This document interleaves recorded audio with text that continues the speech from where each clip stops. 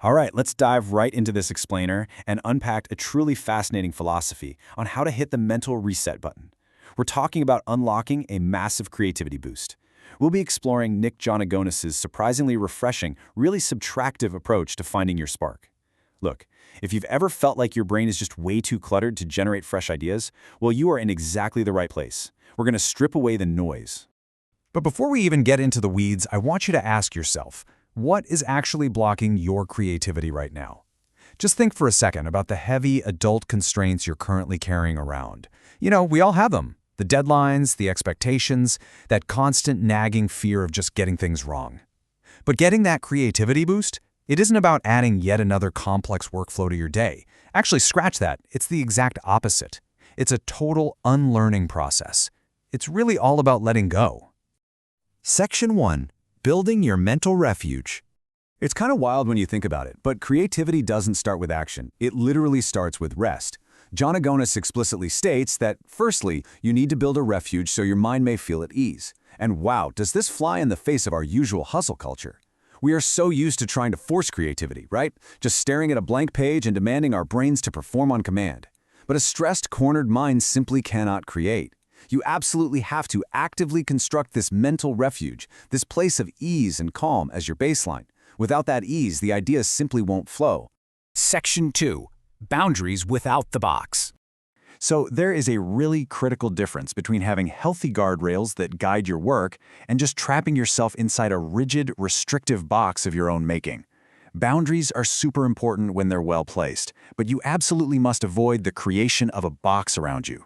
This is such a vital distinction. You see, a boundary is helpful. It tells you what problem you're trying to solve. It kind of gives you a canvas to paint on. But a box completely shuts out the light. It represents those rigid assumptions, overly strict rules, and that whole, well, this is just the way we've always done it mentality.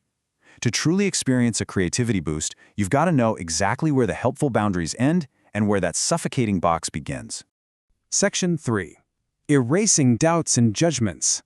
Notice the really aggressive, subtractive language he uses here. Kill, forget, evade. You don't just, gently manage your doubts or put your issues on a nice little to-do list for later. No, you eliminate them from your mental refuge entirely. Doubts and judgments are the ultimate creativity killers. When you're constantly evaluating whether an idea is good or bad before it even fully forms, you're just putting yourself right back into that restrictive box we just talked about. You have to aggressively drop that adult baggage if you want to clear the path forward. Section 4. The childlike mindset. Be like the kid you used to be. Once you successfully build that mental refuge, and you set boundaries instead of boxes, and you kill off all those doubts and judgments, well, who's left? The kid you used to be. Think about how children create.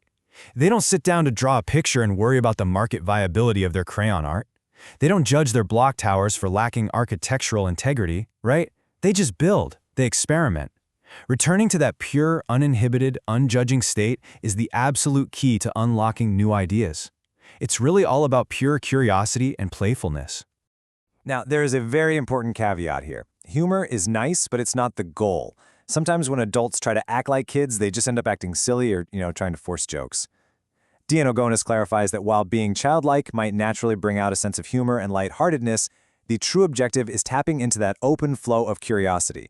You aren't just trying to be a comedian here, you're trying to access a deeply uninhibited state of mind where serious, world-changing ideas can actually be born completely free from the immediate pressure of adult scrutiny.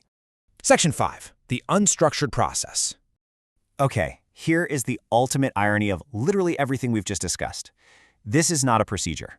We have got to completely unlearn our modern corporate instinct to turn absolutely everything into a forced step-by-step formula.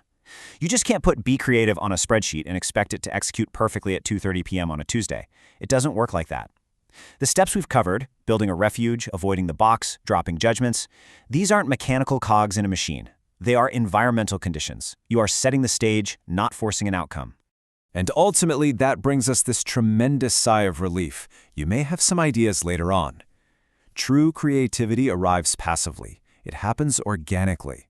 Once you've built your refuge, torn down your restrictive boxes, and embraced that unjudging childlike mindset, You don't necessarily get a brilliant idea that exact second, and hey, that is perfectly okay.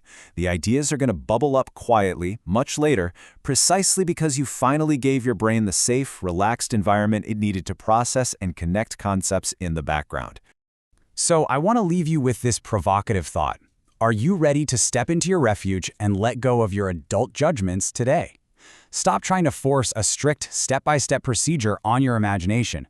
Stop building a box around yourself. Build your refuge, kill those nagging doubts, and simply allow your next great creativity boost to organically bubble up. Thank you so much for joining me for this explainer, and I highly, highly encourage you to start tearing down those mental boxes right now.